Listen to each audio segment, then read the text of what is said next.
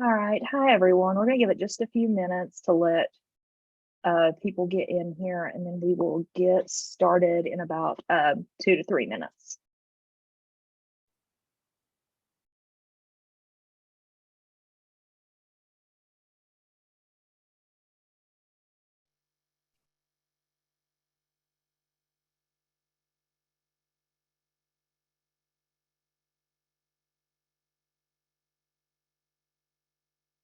No.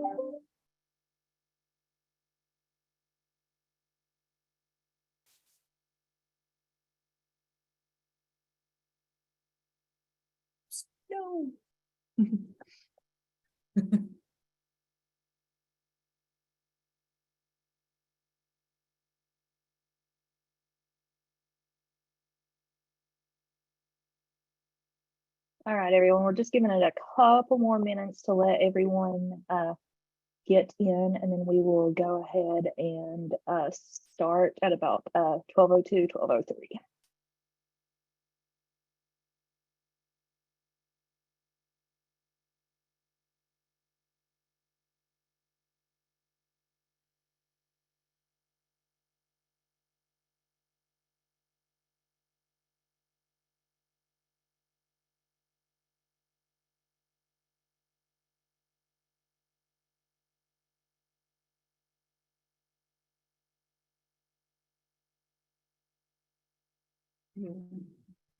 On mute. I was like, your computer needs some help.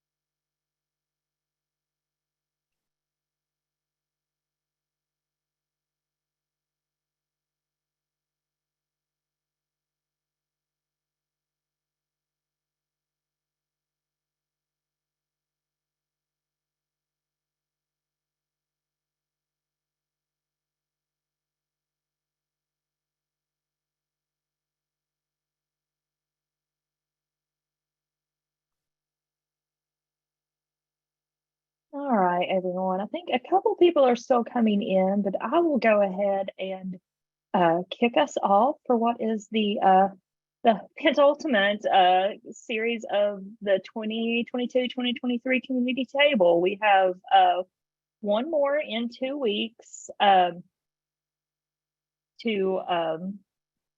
go through mainstream benefits. That will be with Kentucky Voices for Health. So I hope y'all will join us in 2 weeks for the final 2022-23 of this series, which is generously sponsored by Anthem Medicaid.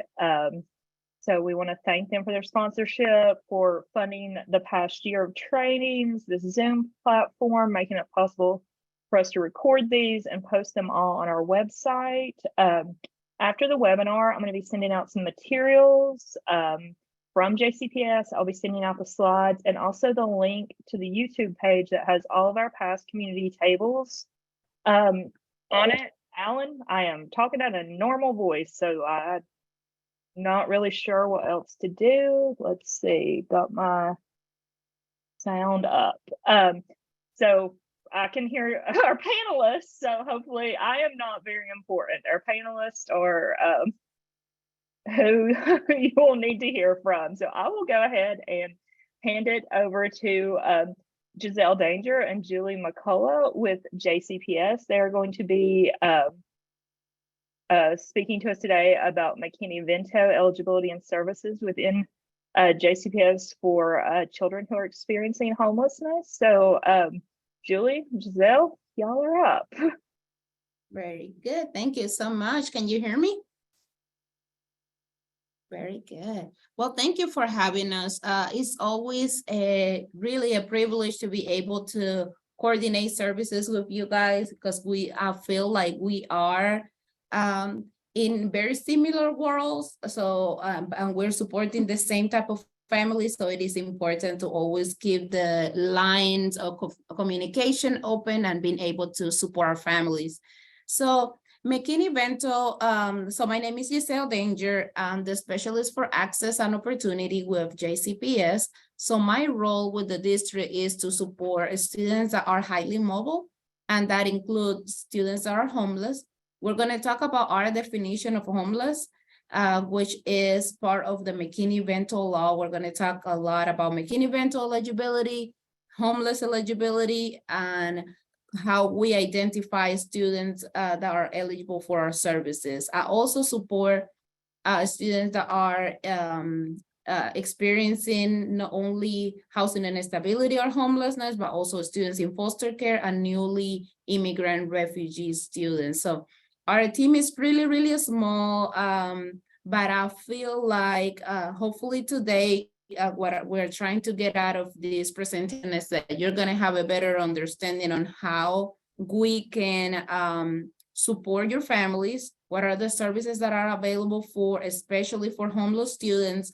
How can we support their stability and consistency? Because a lot of our students that are experiencing homelessness, they feel that they had to change school.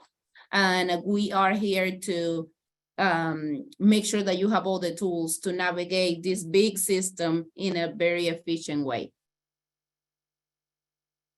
Let's see.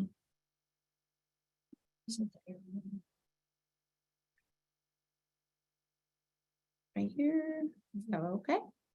So feel free to put questions in the chat. We're going to stop at some point for any type of questions that you might have. So we're going to be looking through the chat. So feel free to just drop your question there and we're going to try to answer them as we go.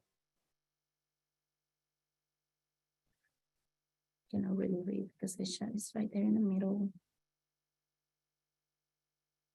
So for us, we have a law, it's a federal law. So everything that we're going to be talking about is information that you can take outside of Louisville, Kentucky, outside of Kentucky, and will be relevant in any state in United States. So I feel like this information will be really, really helpful as you work with families that might be coming from other states, other districts. So just keep that in mind.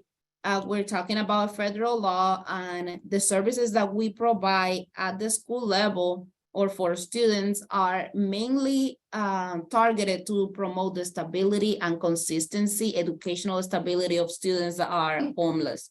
Now, our definition of homeless is a little different from the HUD definition of homelessness. So we're going to talk a lot about what we define as homelessness. But if that conflicts with what you have in mind, what is an eligible family, please do know that there are multiple definitions of homelessness. We are using, we're talking about today about the definition that we use to support a student in the educational setting, which is a little different from the definition that HUD uses. So just to give you a little context about how our department is situated in the organizational chart of JCPS. We are part of the Diversity, Equity, and Poverty Department within JCPS. My direct supervisor is the Chief Equity Officer, Dr. Marshall, and he is the person that leads a lot of the work related to equity and inclusion in the district. A lot of his work is related to racial equity. So many times you will hear him talking about racial equity, which is really important for us to be part of this department because our data has shown that our homeless students many times are also students that are part of a minority group. So just giving you a brief overview about our homeless count, we have in the past years seen an increase of the services that we are providing for homeless students. However, if you ask me right now, how many homeless students do you see in the school district, I will say probably around between 4,000 or 5,000. However, that number will never represent, in my opinion, the reality and the scope of homelessness in our city. Many of the reasons why these numbers are the way they are, that they might look a little low, at least to us in JCPS, is because families, many times they have a hard time disclosing when they are homeless. Many times they feel like once we identify them as McKinney-Vento or homeless, that we have to contact CPS, which is not the case, as we will discuss later. There are a lot of course, stereotypes that you probably already know. And many reasons why families will not disclose that they're homeless. Also, the political climate, a lot of our eligible families are also undocumented. So that also impact our ability to identify students correctly. And of course, that has an effect in our numbers and unfortunately also on funding too. Now, what we have seen is despite the changes in numbers of homeless students, we still have a high number of homeless students in comparison with any other district in the state. We have the highest number of homeless students in Kentucky. Also, we see the highest number of lately, and we have seen the highest number of families requesting assistance. So in the past, I'm talking about 10 years ago, there was a focus on identifying students, and now the focus is not only identifying, but also providing them with the services that they're eligible for. And that's what you're going to be learning today. What is the eligibility and what they're eligible for? Most of our students that are homeless, they are homeless because they are living with friends and relatives. Now that might be a little different. So if you're coming from the hut world, maybe you will say, but they are not really homeless. Well, according to McKinney-Vento, in the educational setting, a student that lacks a fixed, regular, and adequate nighttime residence, they are considered homeless. That means that if you have a family, if you encounter a family that is residing with a friend, a relative in the other person's home, so they are more like a guest in somebody else's home, they are considered McKinney-Vento eligible. And most of our families, you see this dark blue here in this pie chart, most of our the families that we identify as homeless in JCPS, they are part of this subcategory of homelessness. Of course, we have families that live in shelters. Many times those referrals come directly from the Coalition for the Homeless, from shelters providers. We also have families that live in hotel motels that are homeless. We also have our students that are newly arrived refugee the first year that they move from their country to here, they are automatically considered homeless, because in order for you to qualify as a refugee, you have to prove that you are leaving your country because you are unable to stay. It's not safer for the family to stay, so they are looking for refuge here in the city. I don't know if you have seen an increase on the number of families that are coming from other countries, but definitely agencies such as La Casita Center, Catholic Charity, Kentucky Refugee Ministry, they have seen an increase. And I have also seen an increase of families requesting help with, getting into a shelter. So you're gonna see an increase in the number of families that don't even speak the language. So I think that that's gonna represent a challenge for all of us. And again, feel free to stop me at any point, because I know that our definition of homeless is a little different from what you consider McKinney-Vento homeless. Another important relevant eligibility criteria that I will say here is that if we have a student that is run away, so let's say that you're working with a minor that is a runaway student, they have their home, but they, for whatever reason, they are no longer staying in their house, they run away after 24 hours, if they're couch surfing, if they are not in their house, regardless of the reason why they left their house, they're also considered McKinney-Vento homeless. So what I wanna say with this, our definition of homeless is way broader than the definition that you use in the housing authority. So feel free to reach out to us if at any point you feel like you are not sure if a family will qualify for our services or not, because many times we will ask you a lot of questions, but it's possible that some of the families that will not qualify for your services might still qualify for, through our services. And the other thing that we see is that many times, unfortunately, there is a progression in the homeless situation. So they might start as eligible with us because they're living with friends and relatives, but the situation continues to get aggravated. Many times families no longer can stay in one home, and they end up in having to live in a shelter. So at some point, it's kind of unfortunately like a revolving door. They might end up in the being eligible for HUD at some point. But our definition of homeless definitely broader. And so anytime that you see a family that does not have a place of their own where they can stay, more than likely that they will qualify for our services. Okay, so I see the first question. Family Scholar House is considered a transitional housing. I'm reading from the chat. It says Family Scholar House is considered a transitional housing program. This means that our folks are protected under this act. That was a question, and the answer is yes.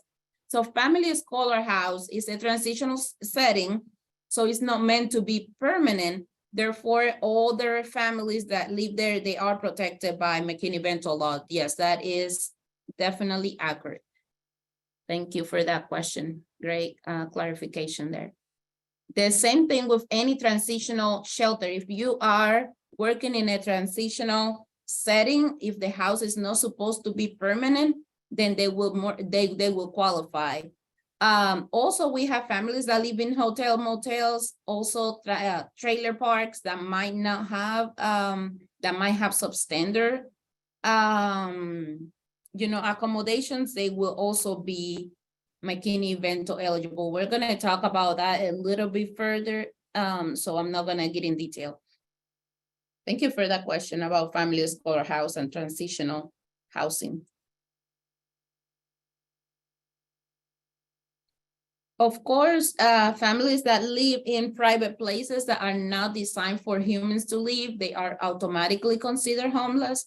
If you have a family that live in a car, parks, etc., abandoned buildings, we see that a lot. We also see families that have to live in substandard housing accommodations. And again, substandard is a term that is kind of difficult to provide an explanation for, because what is substandard to me might not be substandard for somebody else, or the opposite. So when we look at substandard, we're looking at the safety of the family. Does the family have a safe place where to sleep? And we're talking about emotional safety too. We have families in the past that have been obligated pretty much to remove and relocate from places in the city because of gang violence. Their house is no longer a safe space for them, so they had to move out. So again, we talk about runaway students. If they run away from their home, after 24 hours, they are considered homeless. Many times families will even call us and say, well, my child decided to leave. He or she don't want to follow directions. We will never, that is not something that we do take into consideration to provide eligibility, because at the end of the day, we are providing stability. Schools is typically in those cases the safest place where the student could be. So we want to make sure to remove any type of barriers for students that are homeless, but definitely for unaccompanied homeless youth that might be running away and without any adult authority that can be of support for the student. Like I say, first year refugee families are automatically considered McKinney-Vento homeless. You're going to see an increase of families. We are seeing an increase of families coming actually not only from other countries, but also relocating from Florida because of some of the laws that you might or might not be aware of that are impacting negatively the immigrant community. And so we're seeing an influx of families coming here and unfortunately already facing homelessness.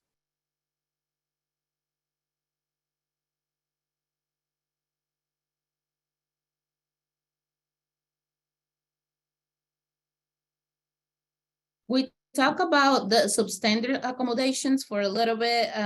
When we talk about what is a house that is substandard, we go a lot with the housing definition of what is substandard, but we also have some discretion when it comes to what is substandard. So if you are running into, or if you're working with a family and they do not have a safe environment where they can stay, feel free to give us a call, because that it is possible that the family will be able to qualify under McKinney-Vento. Typically, when we're talking about substandard, we're talking about physical things, running water, heat, do they have a stove? Can they cook? Do they feel safe? Is that do they have any type of issues like mold, etc.? But there are other things that will make a housing substandard, like we talk with criminal activity and having to relocate because of that. The house, even though I would say 99% of the families that we do support are living in extreme poverty, we also had to recognize that we have families that had to relocate due to other things, domestic violence being one, natural disasters, etc. We have families in which domestic violence have made one of the family members had to leave their property, and they still McKinney-Vento eligible, even though legally they do have a right to a home.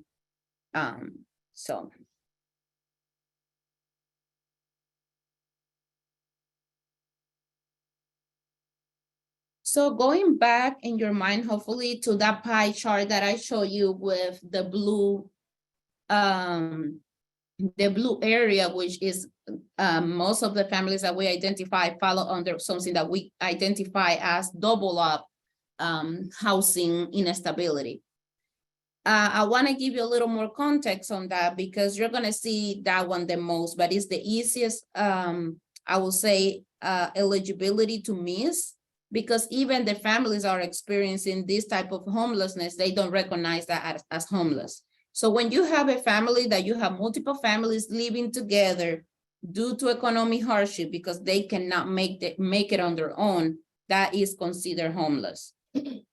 Of course, sometimes families move together because it's beneficial, but the typical question is, will you be able to keep your housing, keep your lights on your own? If they say no, we have to live together, this is the only accommodation that we can actually, that we will be able to support our household, then they will be considered homeless. If you have a family that will tell you, I can only stay here temporarily, I am restricted to this area in the house, I am restricted in the hours that I can stay in the house, typically that will give you an indication that they are more like a guest in somebody else's house, and they are also considered homeless. It's important to always kind of develop with this type of situation a relationship with the family, because many times they will not see themselves as being homeless. Sometimes our families are paying to stay in this situation that are situation that we do consider homeless, and because they're paying, they might feel that they have some type of right, but many times they are not even part of the lease, etc. And of course, in that case, they will be considered McKinney-Vento homeless, or homeless under our definition of homeless.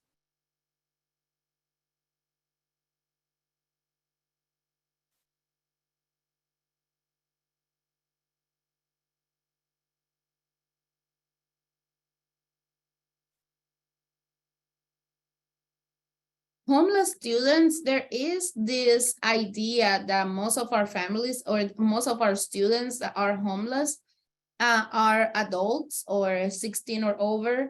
Many times families or even school get confused. And when we talk about McKinney-Vento and the rights that they do have, they perceive that they have to be older. However, when we talk about homeless students, you can have a homeless student that is 5 and they still have the same benefits as older students. I give you an example.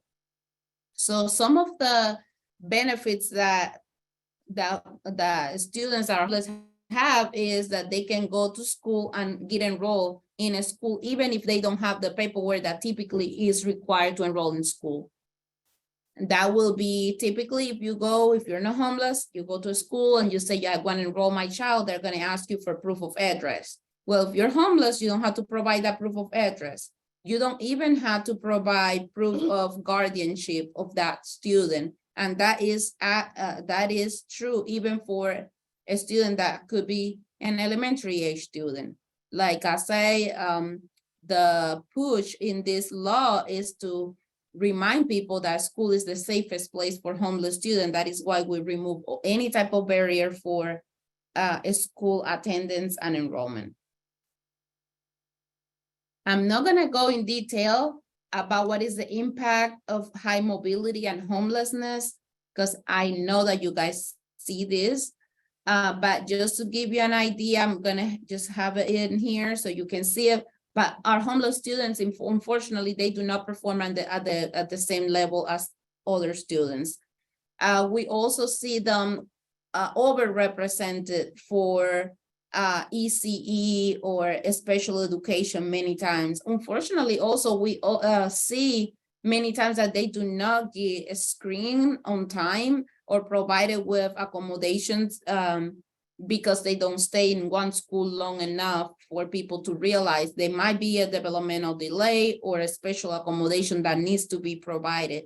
So as service providers, we have to be aware of how homelessness impact not only the academic performance of the student, but also the services that are available for them. Just give you some context. In order for a student to get some special education accommodation, many people will assume, okay, if you have a diagnosis, it should be very easy for us to put into place, a school to put into place a plan to support the student. Well, it takes time because at the school level, we had to document the need for services. We had to track what services have been put in place to support the student. Then there need to be several meetings, etc.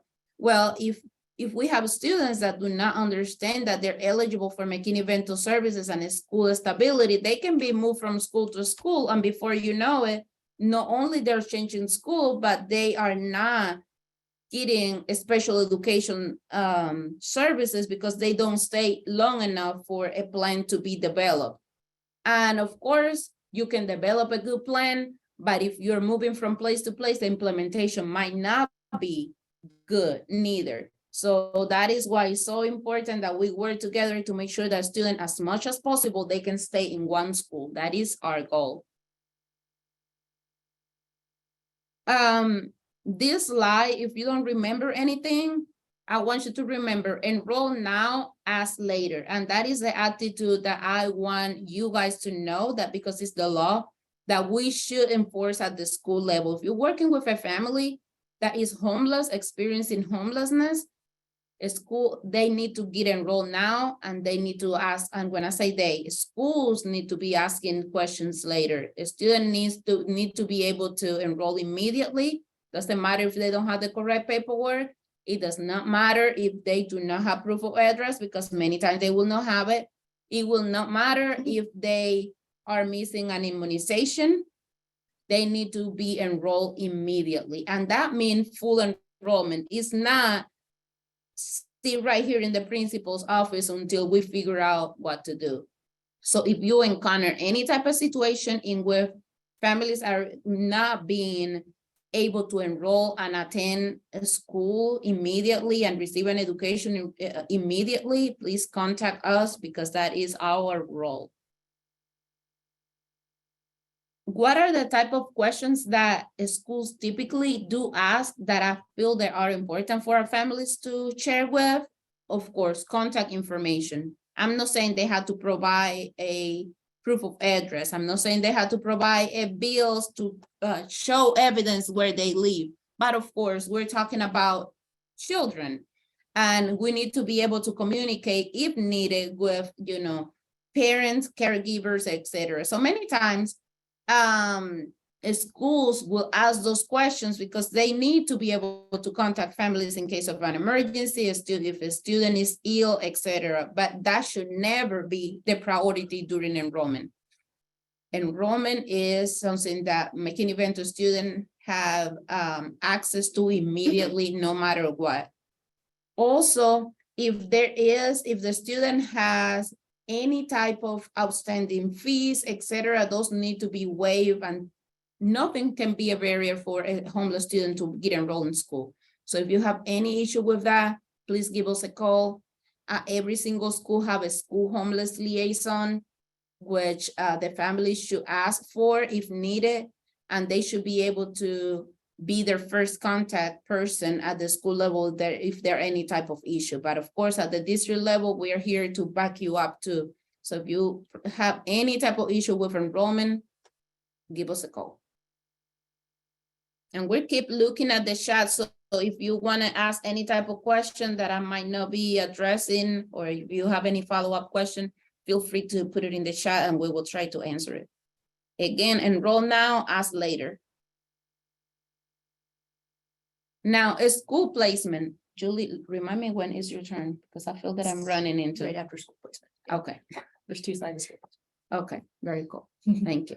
So a school placement, there is a big misunderstanding about, remember when I say enroll now, ask later, that means enroll in school now. That does not mean homeless students get to pick and choose their school where they should go or they want to go, okay?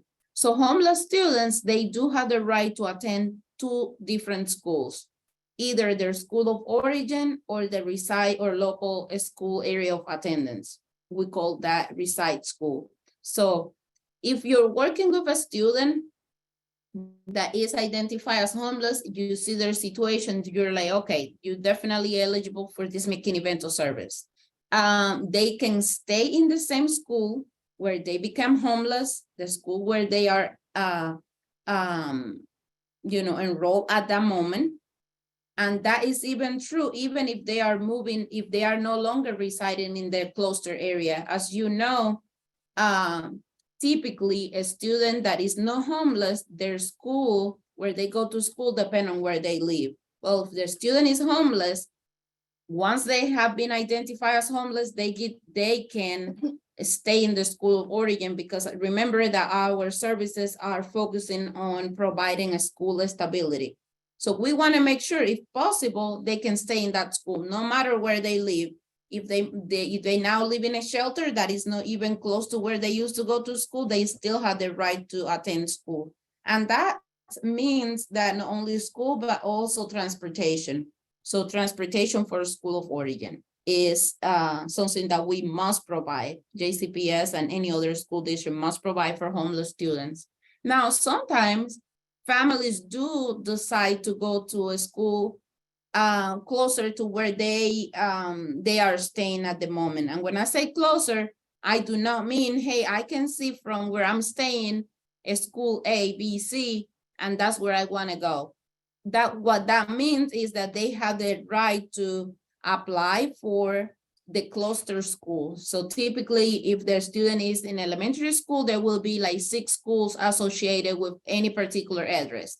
So the student can be placed in any of those schools. Of course, at the time of enrollment or when a family complete a cluster application, they can rank the school based on what is more convenient. But at the end, the district can place a student in any of those reside school areas. So sometimes we have families that will say, no, according to McKinney-Vento, I get to pick my school. That is not the case, but they always have the right to stay in their same school of origin.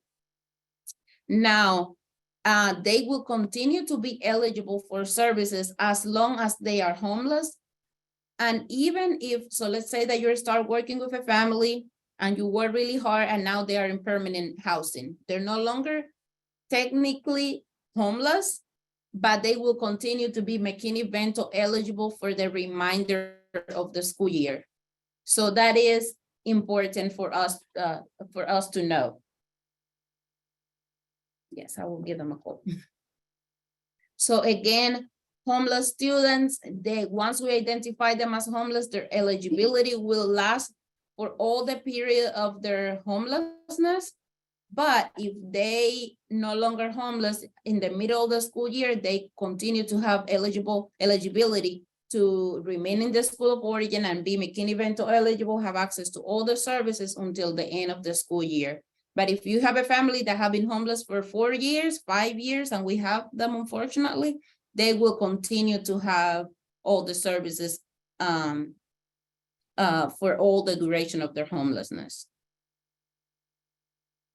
Is this you? Is this you? Okay.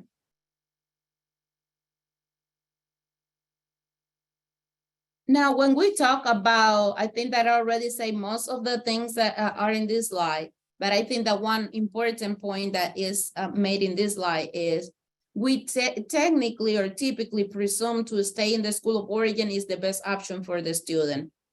And that is because we want to promote stability and consistency, and we do not want to promote for a family to change school every time that they change addresses. Unfortunately, we know that the housing, that homeless families experience housing instability. They move from place to place, from shelter to shelter. And if they would request to attend their reside school every time that we do, that they move from place to place, that they will end up not having a school stability. That is why typically a school of origin is presumed to be the best, in the best interest of the student. That is what we're going to push for. Of course, as social workers, as advocates, we can always argue, well, this might be the case for most students, but not for my particular student. If that is the case, contact us. Families, of course, they will always have the decision-making power as far as like where they will prefer to go, if the local school of attendance or school of origin, but we can definitely take into consideration things that you might be bringing to the table that we might not be aware, like safety concern. It might not be good because while they were homeless, the school was not the most supportive school, or the family does not feel comfortable in this particular school because now too many people in the school know that they were homeless, etc. So we are always very open to support the families so they can have the best educational experience as possible. I see a question right here. I have a client who was homeless and tried to keep their child in the same middle school, but was unable due to JCPS bus driver shortages. The client was told she will be responsible for getting their child to and from school. I see two things here. One, definitely the bus driver shortages have impacted the McKinney-Vento in many, have impacted the district in general. For example, I would say in the past, 90% of our homeless students that we will put a transportation request, we will get them transported to and from immediately by a school bus. Unfortunately, lately, because we don't have all the bus routes covered, many times we have not been able to do this. Now, I will say there is a big, if you send a request, more than likely you're going to receive transportation. We still have some cases in which, due to the distance, bus driver shortages, we might not get it. However, we always provide alternatives. Right now, okay, you will address that, okay. So there's another question, but Julie is going to address that question in a second. So we provide gas cards many times, TAR tickets, we even provide Uber for students. So never feel like because we do not have a bus, we will not have transportation for specific students. We have many different alternatives. The law does not mandate the district to provide a school bus. So we can always provide alternatives. And we do. We have several families that take advantage of the gas card because it is something that will work for them. They also consider that keeping them in the school of origin is important. So gas card, TAR tickets, Uber, Lyft, we have done it all. And we are here to support students in any way possible. But that is definitely the case sometimes that we might not have a school bus available immediately. I will say the sooner you find out, now that we are during summer, don't wait until the last, or ask your families do not wait until the week before the beginning of the school year, the week before beginning of the school year to call us about transportation, because that's when everybody's calling. If we identify the families on time, we're able to provide that transportation immediately. We typically send shelters a sheet that so they can provide us with the name of the families that they're working with. And with that, we immediately provide transportation. So feel free to make sure, if you're not part of that email communication that goes out before the beginning of the school year, to let us know so we can add you. Typically, I will say the family shelters are already included. And we typically provide a school of origin support, transportation, and even school uniforms and supplies. So I'm gonna let Julie take over. Hey, Giselle, we have one question in the Q&A, and I'm just going to read that. Yeah. And this is from Greer at St. Vincent de Paul, Okay. just asking for clarification. So if the child is permanently housed for a year, will the child have to change to a different school that they are geographically eligible for, rather than remaining in their original school? Yeah, after a year in permanent housing, they're no longer McKinney-Vento, and they will not be McKinney-Vento eligible. So yes, they will have to attend the school based on where they reside. At that point, what I will always recommend family is, especially in that they are applying for permanent housing, that not only stay within the reside, don't think that their only choice is the reside school. There are many opportunities in JCPS to apply for magnet program, etc. So I will say that is important for them to know, that they will definitely not be after a year eligible for McKinney-Vento, but they're eligible for magnet programs. They will have to apply during the application period, though. They could also apply for a transfer to stay. They could also apply for a transfer. That we have a transfer program in our district to stay at that school. But the issue is they will not be guaranteed transportation on a transfer. So if there's not already a bus going to that school from their location, they won't be given transportation because they won't have that McKinney-Vento requirement for transportation any longer. So they could have that school stability if the parent has the ability to transport them under the transfer. And not always the transfer is approved. It's something that they have to look at, available seats, etc. I will say most of the time, if you already have a student in one school, they will try their best to, if the family is able to provide transportation, to keep the student. But transfer is never a guarantee. It's a very easy process, but families have to provide the transportation. Very good question. Okay, Julie. Okay, so the other question that I see in there is regarding transportation. So I'm gonna step in from here and talk about transportation. So my name is Julie McCullough. I am one of the social workers that works under Giselle.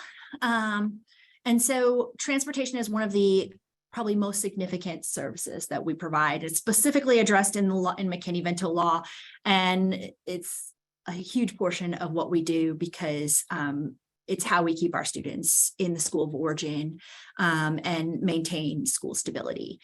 So Giselle addressed a lot of it with the previous question, but yes, do we transport to the school of origin? Yes. So we want to maintain school stability. We are directed to comply with McKinney-Vento law, and we want that for our kids. So we immediately take bus requests. We have a residency app, or actually it's called a access and opportunity application. It's a web app, and anyone in the district can submit bus requests. And then right now, we work with the family shelters. The case managers often send us, like when they get a new family, they'll send us the child's name or the parent's name so that we can, input that request in and start requesting bus transportation for our students. As Giselle said, we can't always get a bus. This year has been more of a challenge. We do have district vans as well. So you'll see there were about 6 vans this year. Our district knows that this has been a challenge. So we have our transportation department has 20 vans on order right now.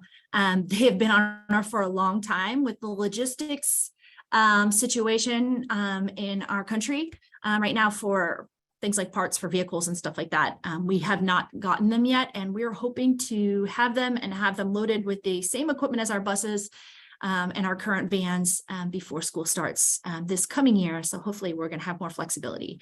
And beyond that, as Giselle said, we also have gas cards, TART cards. We do Uber sometimes if, we for a limited time and we're trying to keep our kids in schools. So know that when we do not have bus transportation, we do offer those alternatives. And so for gas cards, just so y'all know how they work, it is in lieu of a bus or a van. If we don't have district transportation, a bus or van, we can offer a gas card within 5 days. We send out the parent or the school or case managers can ask us for the gas card application. If the parent has been driving them, we will backdate to the date that they have been originally started driving the student. So it is a reimbursement way of funding transportation for the student. If there's a case where they have no funding and they can't get the student to school, I will talk to Giselle. We do have a few rare cases where we will approve and she will approve an emergency gas card where without having reimbursed. We're just going to go ahead and fund it so that they can get the kiddo to school. So with that said, there have been cases this year where, none of those things work. And in that, when that happens, we have a dispute process, and I'm going to talk to that here shortly. In the meantime, I want to let you know what other services that we provide. So one of the biggest things that we do outside of transportation is advocacy. So within our district, there's kind of a history of like how things have progressed and we've grown in terms of services and transportation and things that we've been able to provide.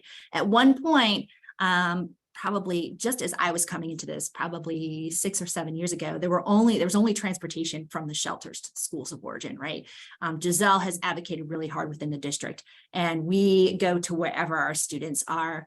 Even daycares, as long as it is an official daycare, they will transport. They will not transport to something like YMCA site, Boys and Girls Club, Cabbage Patch, Settlement House. Just be aware of that. But a lot of daycares, they'll try and get them to the daycare, things like that. And then because of that advocacy at the macro level, we have gotten things like the gas cards, the TART cards, even Uber cards. So that has been approved at district level and at KDE because of her advocacy with the state and with our district. In addition to that, we do a lot of like individual direct practice advocacy for our students. So we encounter one of the biggest challenges for our students sometimes is that they come to a school and they're asked for proof of address and they don't have proof of address. And so there's kind of a stop there that sometimes, depending on who's there and how well they know the law,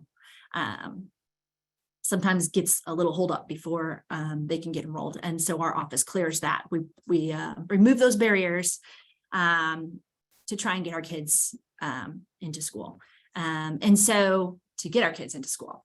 So that's a lot of what we do in terms of advocacy. And then also, just reaching out to you guys as partners for support for our students. So advocating for what a family needs to help our student have our families to have the basic needs, because sometimes that is what helps them maintain school stability. Because if all they're worried, if their major concern is the roof over their head or having electricity or running water, then sometimes that's the thing that we got to work on addressing.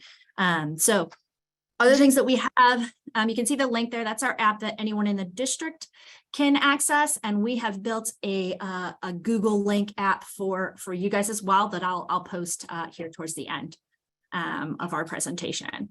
So we also have a food and hygiene pantry. We have food boxes available for our families right now. We also have like little gift cards for Value Market that comes with those, or that we can provide to families. Just know that we have that for our families. Sometimes we know that there's like state resources, and sometimes as they're signing up for services, there's a gap in between where they just need a little help. And so we have that kind of immediate support. We have a huge clothing closet. It is warehouse size, and Justin Willis and the PTA run that warehouse.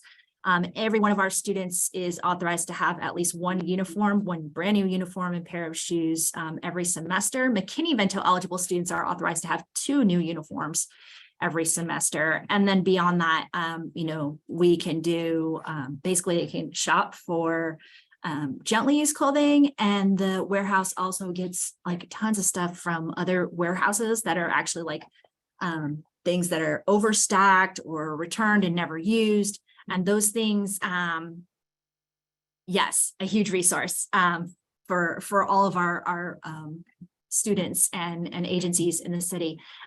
So yes, we try to get those out to our students, and all of those things, like we get a lot of like brand new things, any things he gets in, like toys. We had paints. We brought some of those to one of our agency partners a couple of weeks ago. How would families be able to get uniforms? So at the beginning of the school year, really before it starts. So we'll send it out in July. We come back in July, and I might even talk to Giselle to see if we can send it out before like our social workers, myself and Anissa leave. We send out a spreadsheet for you guys to fill in of students. So we identify those students, and we actually share it with the clothing closet, and it'll have requests for sizes and everything on there. It'll have the addresses, so we can go ahead and work on their bus transportation, all that stuff we want to get submitted for our most vulnerable students early, so that we can guarantee their transportation. We can have them with uniforms, all those things prior to the first day of school. So that's one way. And then we also have during the year, usually we get calls or emails from the case managers, but right now we have just created a Google link for you guys to fill in the information and go straight to requesting clothing with sizes and to requesting a bus or just identification of the student. So I'll share that here at the end too. Let's see. There's another question there.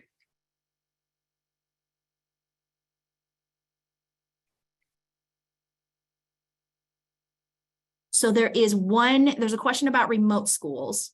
Is there currently a JCPS all remote school? Some of our families tell us that they've enrolled their child into a remote school, or they want to enroll their child in the remote school, but we don't know much about it. Okay, so in the district, there is a school called Pathfinder. Pathfinder is our only school in the district that is online. It is rather robust learning system for with teachers and everything, counselors and all of it for our students. A lot of times there's a wait list. So if you're wanting to do that for next year, then that would be the time for our families to apply to be in Pathfinder for next year.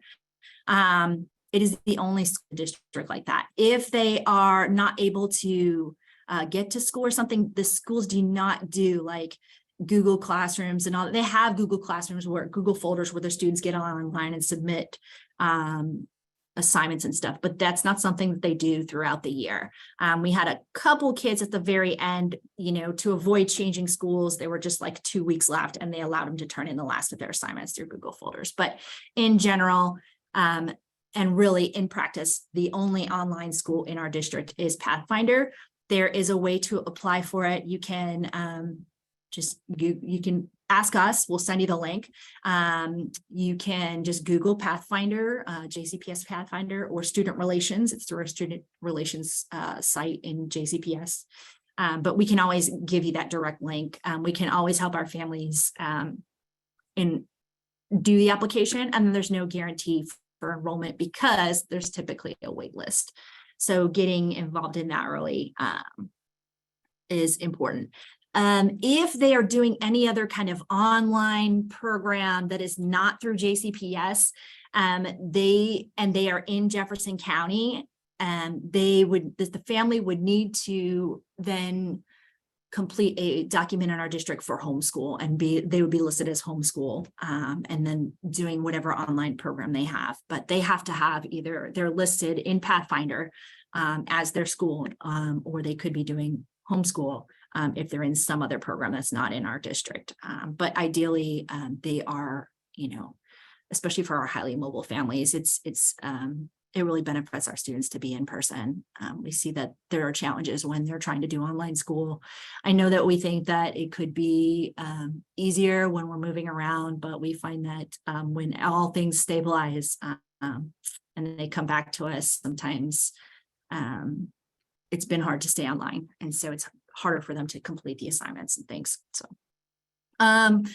other things that our office does in terms of services, we have, if you guys have seen it, we have our Adopt a Family project in the winter. We usually start with sponsors and students signing up in October, and we run it pretty long to try and get as many students as we can. And then we have our winter celebration where the students get their gifts.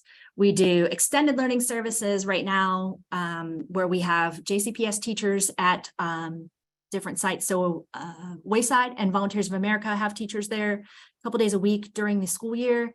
And then we have a spring break camp. It's the same teachers that are there at spring break camp and also summer camp. So we're doing summer camp right now. Starts June 12th. We are full now. If you have a family that you are tracking a student that is elementary age and is not, you think is not enrolled in our camp or backpack league, let us know. Right now we're full, but we are still like waitlisting kids that are popping up at the last minute, especially with our shelter locations.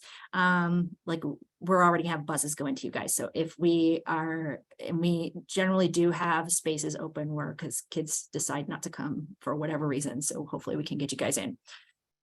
And then the big thing to know, one of the things, we always reach out to partner agencies for our families and advocate on behalf of them, but we do not do housing and shelter. We are, McKinney-Vento law is really about school stability, and we are funded to keep students in school, and we don't have the type of funding resources that would provide for shelter or housing. And obviously that comes through for a lot of you guys. And so what we do is we refer to Coalition for the Homeless and Common Assessment and, you know, all of those things. So. Oh, hey, Julie, I'm going to jump in with one more question from the Q&A.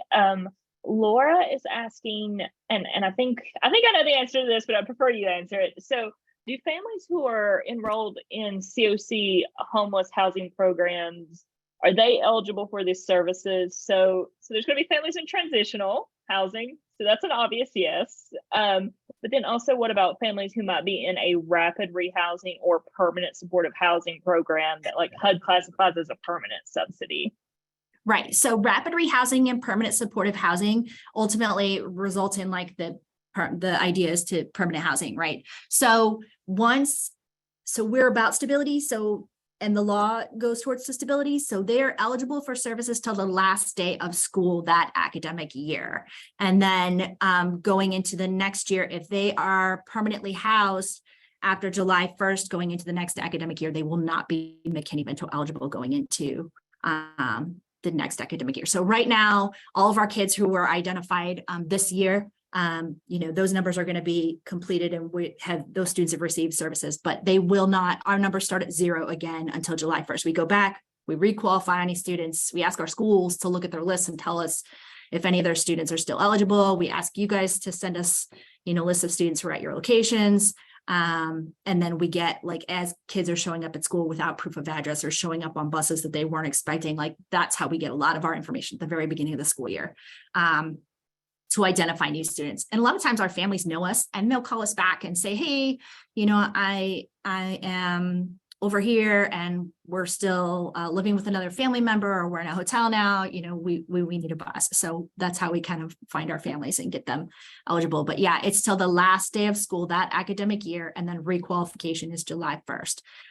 So to that said, if they are before July 1st permanently housed, they've received permanent supportive housing, or they are rapid rehoused and they are actually in their home, because I know affordable housing right now is really tough and they might have that voucher, but sometimes they're not in their home yet.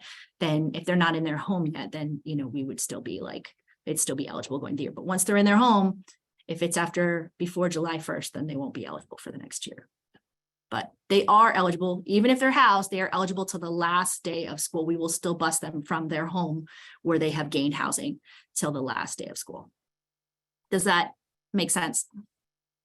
Yes. And I will just say, you know, our Zoom goes to 1:30, and I will send out the recording so people have to drop off, but we're running a little slow on time. So I think if there are other questions, I will email those to Julie and Giselle later and get you an answer, and we will just go through the rest of the presentation now. Okay, sorry, I'll speed it up. Okay. I talked about extended learning programs. We also have a youth conference and scholarship for juniors and seniors every year. And then so we do scholarships for our seniors. And honestly, if they do everything on the application, generally they're going to get a scholarship. In past years, we've had enough funding to do that.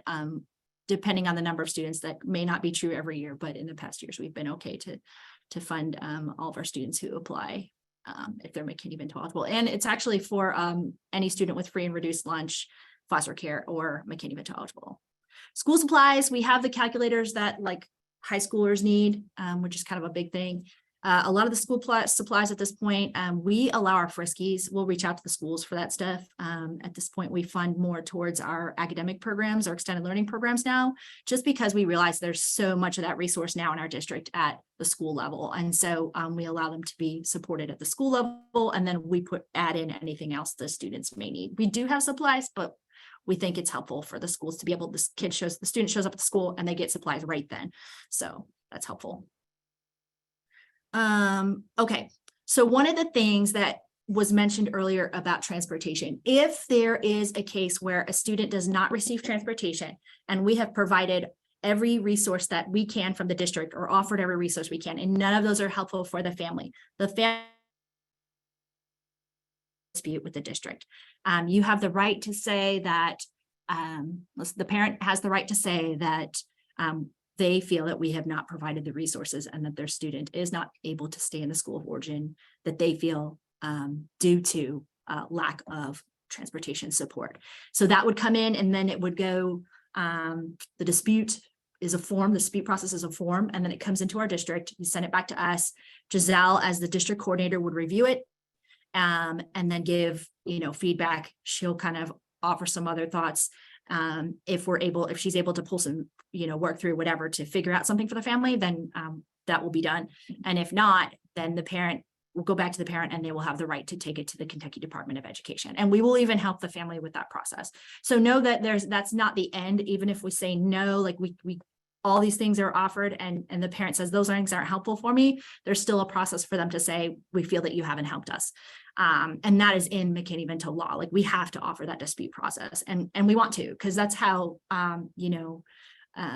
that's a form of advocacy where opportunities grow out of that.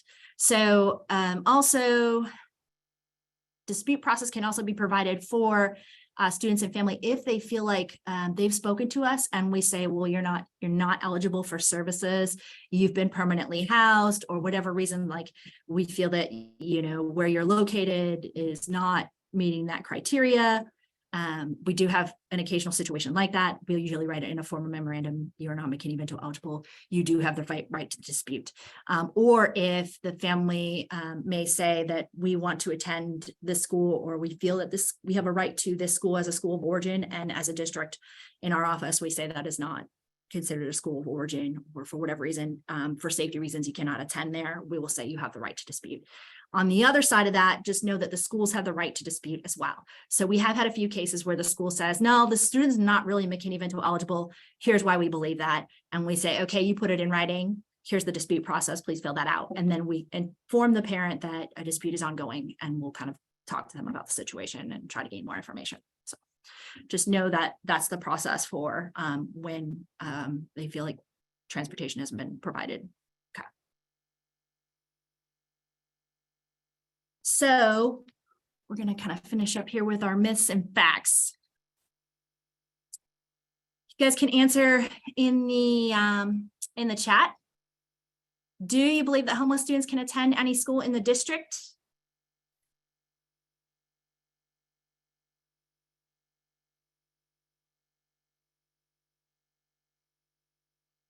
That's right. That is a myth. So homeless students are entitled to attend their school of origin or the reside school or cluster, right?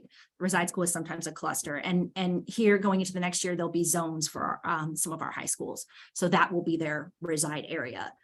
So yeah, there's only two locations, and it is the school of origin or reside.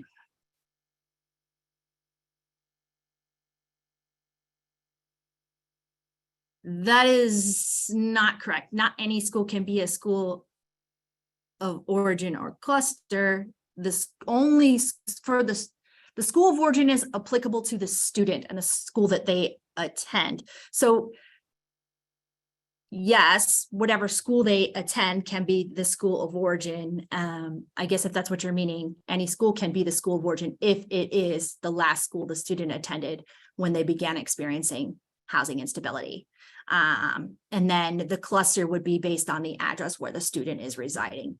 And sometimes our families are highly mobile and they are like, I don't have an address, I can't provide you that. So we will usually ask them where they are sleeping right now, where they slept last night, like, you know, that type of thing to figure out where we could enroll at, especially if they don't have a school of origin. So if that's what you mean by any school can be a school of origin, only if, okay, yeah.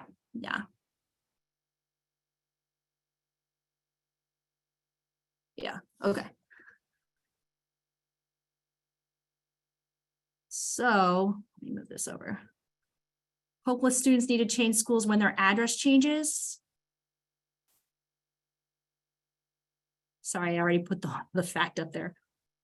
Homeless students are entitled to attend their school of origin even if their address changes. So, are there any questions on that?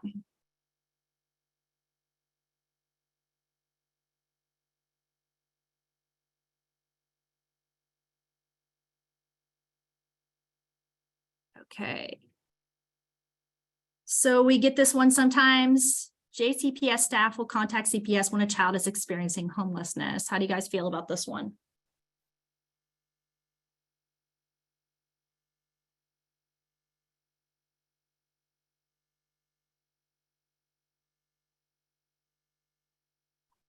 Yeah, so we try pretty consistently. I think a lot of you guys are on the same page as this. For us, homelessness in and of itself is not a reportable offense. And we try to, when we do our conference with our own staff, exactly. When we do this with our own staff in our district, we have a representative in every school that becomes a McKinney-Vento liaison, that we train them on McKinney-Vento law. And this is the main thing that we talk to them about. Homelessness in and of itself is not a reportable offense. However, in the case of abuse or neglect, we continue to be mandatory reporters. So if there is something significant there that we are seeing or being told, or then yes, we have to report it. But if we know a family's living in their car, we just work with them to eliminate barriers and provide support and do what we can. We refer them out to agencies. We help them stay in school. And provide resources. We do everything we can for them. That's not our first line, you know, unless we know something's happening that's, providing an unsafe situation for the child. I do think that is a fear of many of our families, though, and we're able to, when we speak with them directly, we're able to kind of work through that and help kind of calm that situation. Homelessness is considered a reasonable excuse for lack of school attendance. What do you guys think on this one? Or how would we respond to this?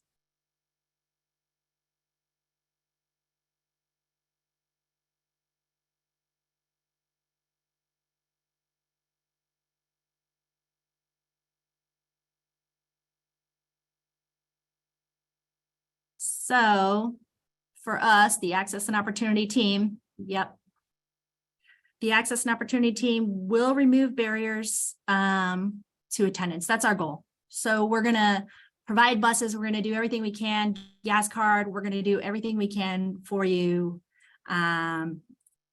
Basic needs services to help your kid, to help the kiddos get to school. But ultimately, the parents remain responsible for attendance once barriers are removed. So if we have a bus going from your address to the school and the student is still not attending, then we're going to tell the school that they need to do, and they're asking us about what to do. We're going to say you need to follow the normal protocols that we do. But if we don't have a bus in that moment and the student's waiting on a bus, we will reach out to the school and they'll ask us about them. We'll say, please waive those attendance days. We'll reach out to the principal, pupil personnel, truancy, and we'll tell them those are our students. And I will screenshot my screen to show them these are the days that the students pended transportation. If they have a gas card, we do expect them to be attending as well. Because we're reimbursement, we will subtract any days that they, for refunding for any days that they did not attend. So we watch that pretty closely as well. So just know our goal is to remove barriers.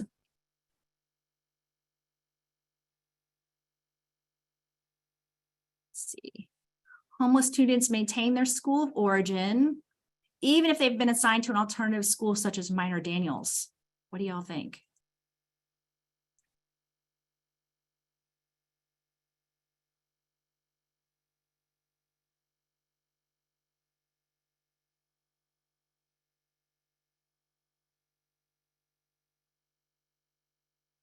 Yes, true. Yep, you guys are right. So, but there is kind of a caveat to that. Oops, let's see that. So, homeless students are entitled to their school of origin. Yes. And this even came up this past week for students that are getting ready to go back in the fall. We were talking to transfers and student relations about a particular case. However, safety may override or overrule school of origin pending determination by the district coordinator. Parents have the right to dispute the process. So they have that right to school of origin. But if there's a safety reason that they cannot return to that school of origin, then that's gonna overrule that. And sometimes they'll reach out to us and say, do we have to send it, and we'll make the determination of like safety wise, if that's been determined by student relations, they can't go back there, we're going to endorse that. But we're also going to tell them you have the right to file a dispute if you disagree with us. There have been rare cases, I think maybe one a year, where we say for safety reasons, the school of origin is not in the best interest of the student. And we always say you have the right to file a dispute if you disagree with the district. So, yeah.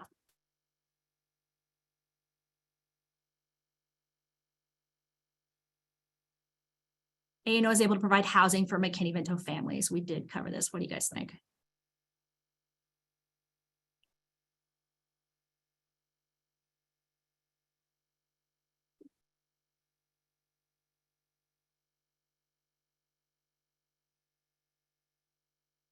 Right.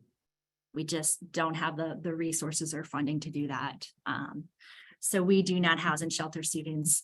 We do refer families out to partner agencies, to Coalition, to Common Assessment, to I think Feed Louisville lately is one we've been referring to, Louisville Urban League. If you guys are on here, we love all you guys. So we do refer out a lot to different resources to try and help our families, but that's not something that we are able to do.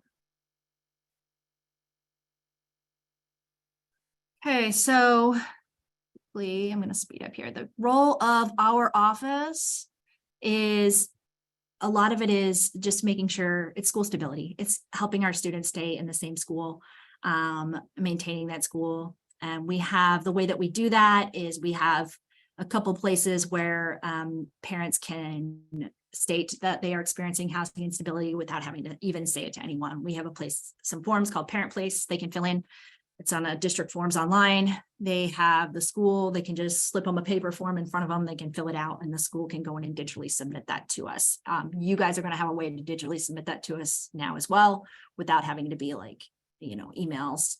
And then making sure that they have immediate enrollment access. So a lot of it is compliance with McKinney-Vento law. That's a lot of our role, but compliance is advocacy and support for students and services. So making sure that we are enrolling. We train all of our schools. There's one person in every school who knows the law.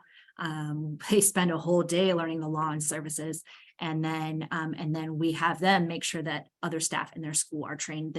They are required to watch a 15-minute video in the school. So we really work hard to make sure our school knows this law, and then our kids aren't encountering those barriers. If we have to, we try to, we're here to work through those barriers, but ideally they're not going to encounter them at the school level. So, and then provide all of that access to our families, to you guys, for our families, and to our schools.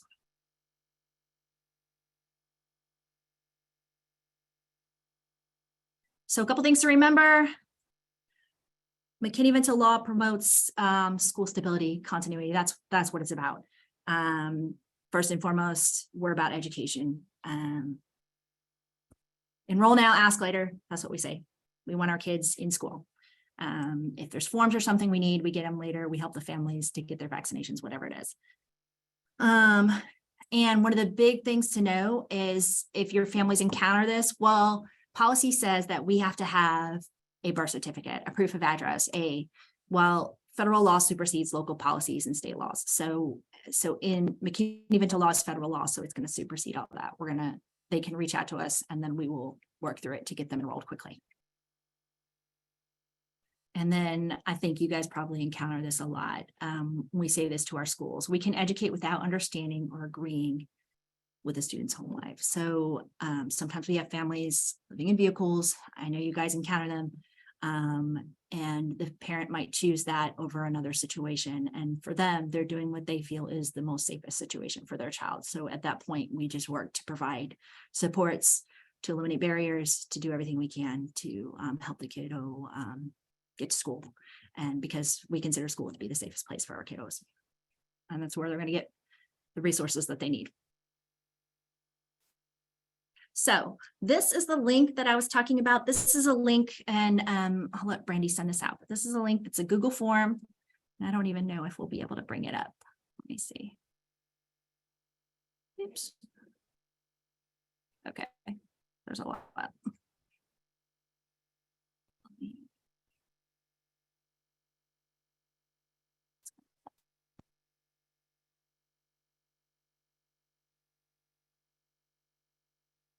Oops. Yeah. So I can't get it to come up right now.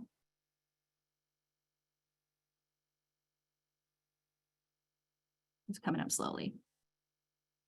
But there's a link there and they'll be in the slides too. And you'll be able to use that to, one, tell us that a student is experiencing homelessness so we can identify them and make sure that they're getting services at the school level.